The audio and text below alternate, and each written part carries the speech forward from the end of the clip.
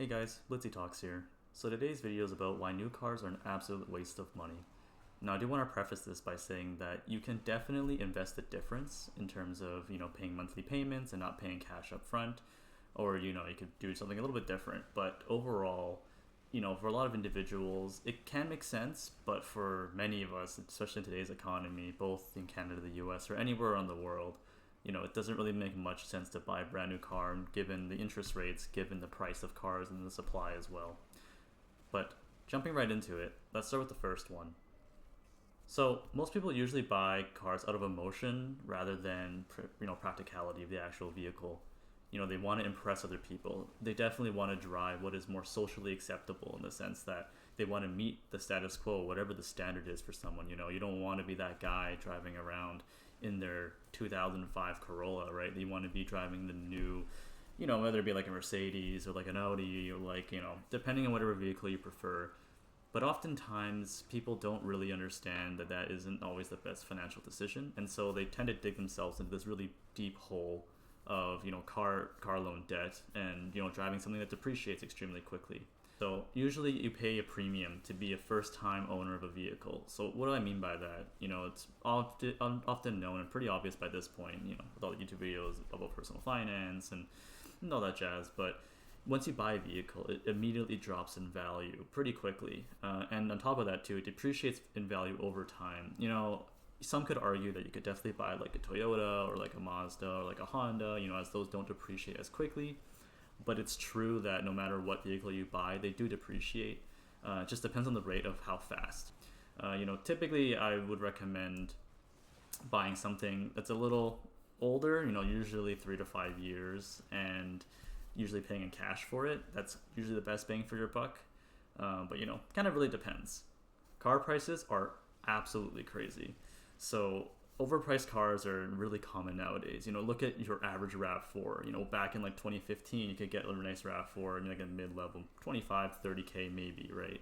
But now it's insane. It's like 50 grand, 60 grand just for like a basic RAV4. And don't even get me started on hybrid cars. Hybrids are pretty great, honestly. I've driven a few. I've never owned any personally, but they're pretty good on gas. That's an understatement, really. They're pretty decent in terms of reliability overall, as long as you kind of do your general maintenance. But now it's pretty insane, right? And on top of that too, dealership markups are crazy. It's hard to really get a good deal. Dealerships always throw in certain upgrades that you don't really want, and so they usually tack that onto the package. On top of that too, you have a lot of time where you have to maybe wait for the vehicle to come, and especially when it comes to really popular, reliable brands like Toyota or Honda, there's definitely a backlog of orders. So it makes it really difficult to get a new vehicle.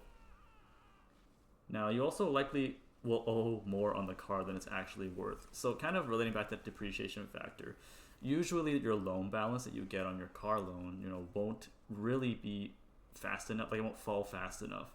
And you run the risk of faster depreciation due to higher interest rates, especially nowadays, interest rates being 6-7%, sometimes higher. Credit score now kind of doesn't make too much of a difference as it did in the past. A lot of people that are rolling into these new vehicles, they tend to end up being underwater for a lot of their previous loans. So they usually trade in their old vehicle, and usually they're trading in what they call a negative equity trade-in. So they definitely are trading in a vehicle that's not worth that much, and to top of that, they still owe a lot on it. So they're losing money, and they're rolling into another vehicle because they can't handle the payment to be able to, again, go back into debt just to finance another vehicle they can sort of manage, but it's really just a pay-to-paycheck situation. It's often also understood too that insurance plays a big part into car ownership, but new cars in general cost a lot more when it comes to insurance compared to cheaper cars. My personal car that I drive is a 2010 Subaru Forester, just the base trim, and my insurance for someone of my age in my mid-20s is about $165 a month, give or take. And I live in a fairly expensive region of Canada that we have a lot of issues when it comes to cars having damaged windshields or rust due to winter. So that's why my insurance is a little bit higher than some areas that live along the coast or the east. But generally, if you have a car loan, you may be required to pay more for comprehensive coverage. Whereas for me, it's simply just the one-way coverage. If I want to upgrade, I could, but I'm not really too concerned with my car getting dings and, you know, some rust spots. It's a pretty old beat up car. It's, you know, it's definitely seen better days. It's like 200 something thousand kilometers at this point. But, you know, it's still a decent car. It still does the job. But insurance is definitely much, much cheaper with my car than if I were to get like a brand new RAV4 or a Camry, or, you know, even the most basic economy cars. Now, again, I definitely want to recommend, you know, you aim for that sweet spot. You know, aim for a 3 to 5 year old car.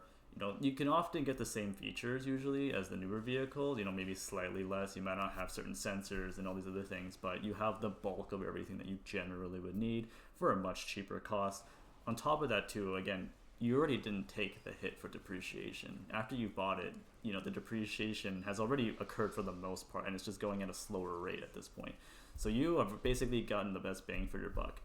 Now, this is often not talked about, but it's less likely to actually attract thieves if you were to buy an older vehicle. You know, most newer cars, they specifically any high demand ones, you know, I think there's a really big issue with a lot of Honda Civics and a lot of RAV4s, depending on where you live, of course. But they were definitely more prone to having, you know, break-ins into vehicles. And in Canada, this has been a pretty bigger issue in terms of, you know, any kind of crime that happens. Car theft is kind of a bit on the rise. So, you know, definitely avoiding those flashier models, you know, are more safe. It gives you that more peace of mind that, you know, of course you could have an older car broken into and that would really suck as well. But, you know, having a brand new car that you owe $50K on is even worse in my honest opinion compared to like a $20,000 car that you bought. You know, that's maybe from like 2015. So, you know, it definitely makes it a lot easier and gives you more of that peace of mind that, you know, your car's likely to be more ignored than the guy next to you that has this brand new 2025 XLE RAV4, right? And again, I'm kind of mentioning the RAV4 an awful lot here, but that is just a very popular car, very basic and widely used. And even despite all that, still extremely expensive, basically priced in your luxury level car. Now, sort of to wrap this all up, you know, what can you do with that extra cash that you end up saving by buying a used vehicle and not a new vehicle? Well, kind of from the beginning, right? You could definitely invest that cash. You know, you could consider an opportunity cost when you buy a new car because you're paying up front, you know, you're paying that monthly cost over time, and you pay interest, of course, so you're not usually paying more than what the car is worth. And all that money, the excess, you know, payments you made basically could have been invested into the market at 8 to 10%, you know, not accounting for inflation there, but definitely can make a lot more cash. It could be a, you know, an asset at the end of the day rather than more of a liability. You could also set aside money to buy a new car too. So I personally, again, I'm driving an old RAV4 and I just kind of put away some money month to month.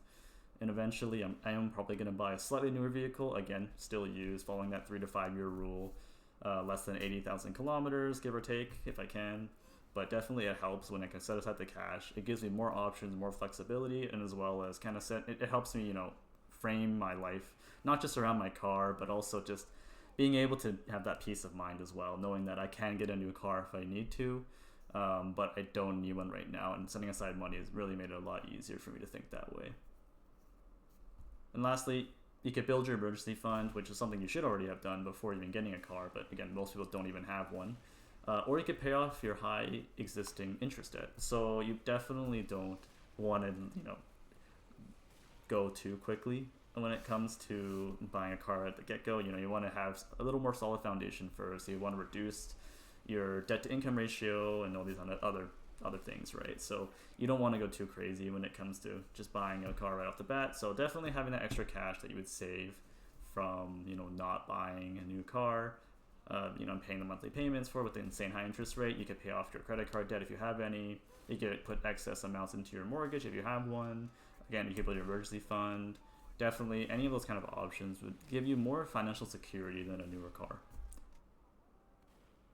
So thanks for tuning in, guys. I know these videos are sort of just, I kind of keep them around 10, 12, 15 minutes, give or take, but really it's just me kind of going off and just talking about random topics. But yeah, feel free to comment, subscribe, like the video. You know, I really appreciate it. The channel's still really small, but at least I see a bit of traction. So I'm hoping that it grows a bit more, and I really appreciate anyone who's watching right now. But thanks, guys. See you next time.